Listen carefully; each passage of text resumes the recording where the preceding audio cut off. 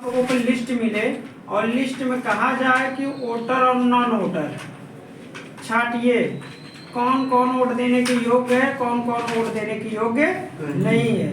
तो अगर लिस्ट काफी लंबी है, उसमें सभी बच्चे हुए हैं, तो हमेशा जो होता है वोट किसके ऊपर दिया जाता है? एज के ऊपर। किसके ऊपर?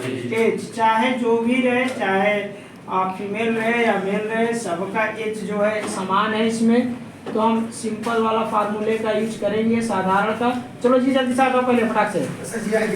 ऐसे किसी का एज के ऊपर ही दिया जाता है कि अगर आप इतने साल को होंगे तो वोट देने के योग्य है, अन्यथा नहीं है। ये सबका एज समान रहता है, चाहे मेल रहे, चाहे फीमेल रहे, चाहे जो भी रहे, सबका एज अगर 18 के आप है या 18 है तो वोट दे सकते हैं। उस कंडीशन में हम ये फार्मूला लगाएंगे। यहाँ पर लिखाया गया है, ये लिस्ट आप लोगों को मिली है, तो यहाँ पर सिंपल सा देखो बताना आप लोग।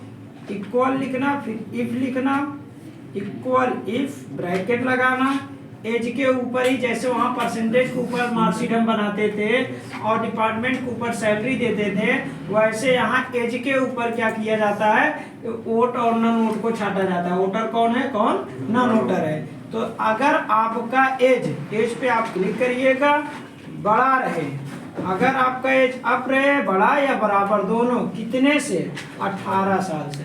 अगर आप 18 साल के हैं या 18 साल के ऊपर हैं, कामा का मतलब तो डबल इन्वर्टेड कामा में आप एबल टू वोटर, वोट देने के योग्य हैं। Able to voter,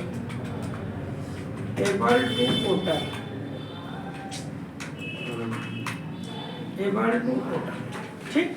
double inverted comma बंद कर दीजिएगा, फिर कामा करके, अन्यथा आप वोट देने के योग्य नहीं है, अनएबल टू वोटर।